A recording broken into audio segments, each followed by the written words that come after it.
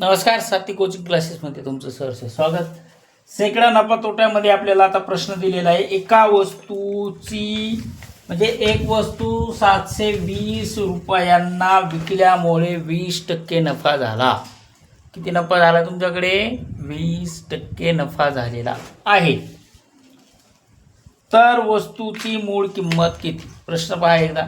एक वस्तू 720 रुपयांना विकल्यामुळे 20% नफा झाला, तर वस्तूची मूळ किंमत किती? आता बघा, एक वस्तू किती रुपयांना विकली? 720.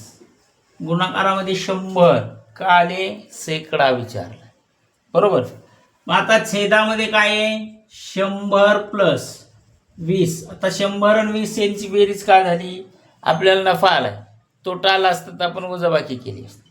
आपल्याला विचारला नफा, त्याच्यामुळे करायची आपल्याला बेरीज. आलं लक्षात? आलं ना? हां. तर मग आता इथं यांचा गुणाकार होईल, खाली त्यांची बेरीज होईल.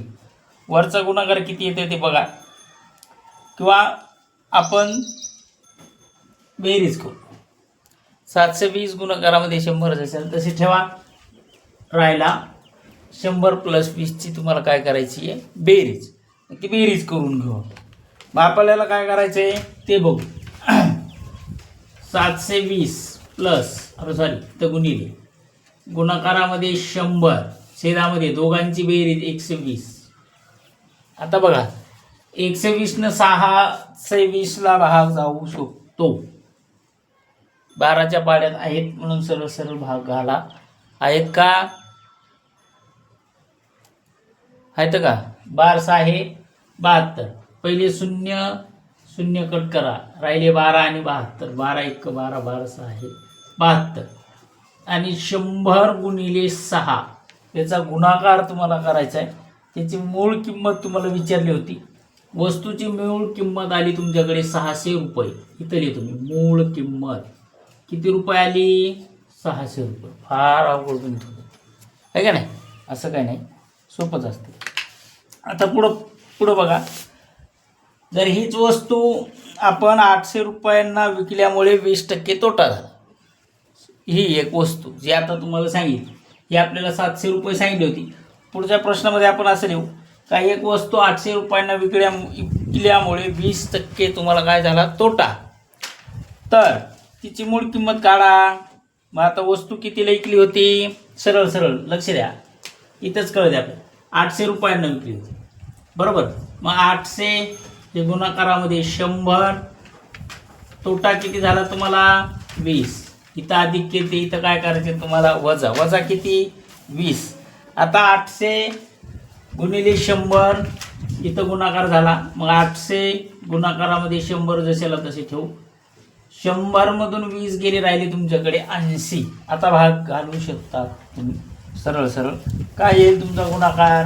जसा मागाशी केलं तर आपण त्या पद्धतीने आता पण आपण करू शकतो. मग हे शून्य कटला, हे शून्य कटला. 8 1 8, 8 10 हे 80.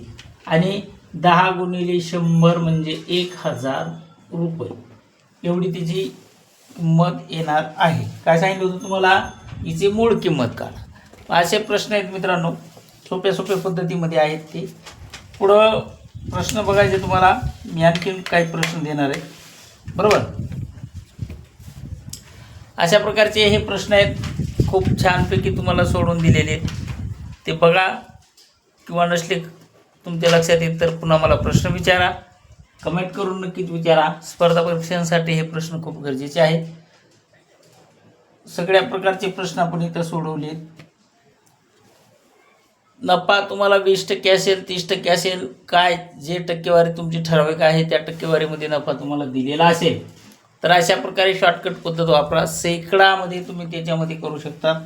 आपल्याला पुढं बरेच प्रश्न बघायचे आहेत नफ्या तोट्यावर. वेगवेगळ्या प्रश्नांची वेगवेगळी उत्तरं पण तुम्हाला शोधायची आहेत, बरोबर. त्याच्यामुळे नक्कीच अडचण असेल तर आपल्या चॅनलला मला कमेंट करून सांगा. लाईक आणि शेअर तर कराच, पण कमेंट करा.